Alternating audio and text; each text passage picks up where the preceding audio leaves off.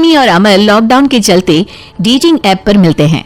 उसी बीच उनकी बॉन्डिंग बहुत अच्छी बन जाती है और दोनों एक दूसरे से प्यार करने लगते हैं।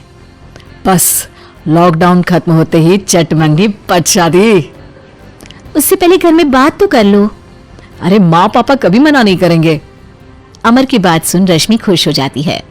ऐसे ही दिन बीतते हैं और देखते ही देखते लॉकडाउन खुल जाता है, जिसके अगले ही दिन अमर अपने परिवार के साथ रिश्ता लेकर रश्मि के घर पहुंच जाता है। अभी लॉकडाउन खुला ही है और कोरोना तो खत्म भी नहीं हुआ, इसलिए ज्यादा कुछ ना करके अगले कुछ दिनों में छोटे फंक्शन के साथ शादी कर लेते हैं। अमर के पापा की बात पर सब सहमत हो जाते हैं। कुछ दिन बाद दोनों की शादी हो जाती है और रश्मि अपने ससुराल पहुंच जाती है।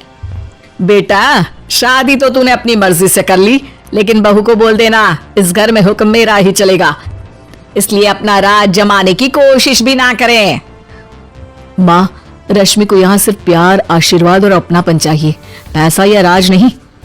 बेटी की बात पर सास मुंह बनाए वहां से चली जाती है और अब वो हर रोज रश्मि को परेशान करना और ताने देना शुरू कर देती है। देखो, ये है आजकल की लड़की, इंटरनेट पर लड़कों से बातें करते हुए इन्हें शर्म भी नहीं आती, और यहाँ तो देखो कितनी सीधी सुशील बनकर दिखा रही है। मम्मी, शादी के रिश्ते वाले इंटरनेट ऐप से जब किसी को कोई दिक्कत नहीं है, फिर डेटिंग ऐप के जरिए मिलना किस तरह गलत हो सकता है?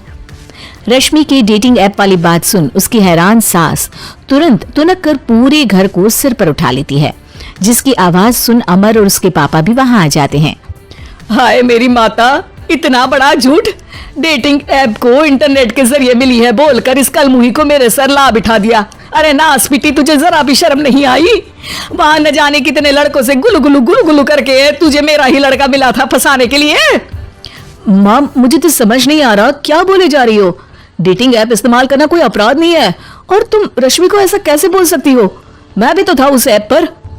पहले उसके लिए माँ से झूठ बोला और अब लड़ाई कर रहा है। सास और अमर की बात सुनकर रश्मि हैरान खड़ी रहती है। अमर, तुमने घर में झूठ क्यों बोला? ये सब देख रही हो ना, इसी की वजह से झूठ बोलना पड़ा। एक तरफ अमर और रश्मि की ये बात चल रही होती है, वहीं दूसरी तरफ सास का नॉन स्टॉप क्लेश सबको परेशान कर देता है। सब एकदम चुप, जो हुआ सो हुआ, अब मुझे कुछ ना सुनाई दे।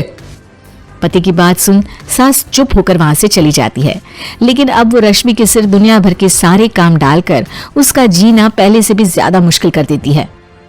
मम्मी, मैं आपका गुस्सा समझ सकती हूँ, आपको जो करना है कर लीजिए, मैं कभी कुछ नहीं बोलूंगी।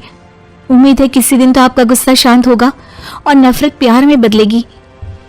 रश्मि की अच्छाई को उसका नाटक समझकर सास गुस्से के 7वें आसमान पर चढ़ जाती है और उसी शाम रश्मि को नीचा दिखाने के लिए अपनी सहेलियों को घर बुलाकर उसकी बुराइयां करने लगती है। अरे कौशल्या, क्या बताऊं, आजकल के बच्चे ना बहुत एडवांस हो गए हैं।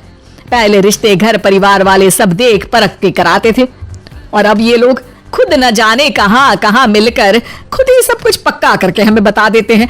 लड़की का कैसा दिन धर्म, कैसा ईमान, कैसा चरित्र कुछ नहीं पता, बस प्यार किया और घर लाकर बिठा देते हैं। अरे ऐसा क्यों बोलती हो? आजकल बच्चे अपने आप में बहुत समझदार हो गए हैं, और फिर पूरी जिंदगी तो उन दोनों को ही साथ निभानी है।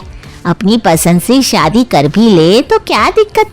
तू ही देख ले, पहले इतना अच्छा बेटा और अब सोने पर सुहागे जैसी सर्वगुण संपन्न बहू।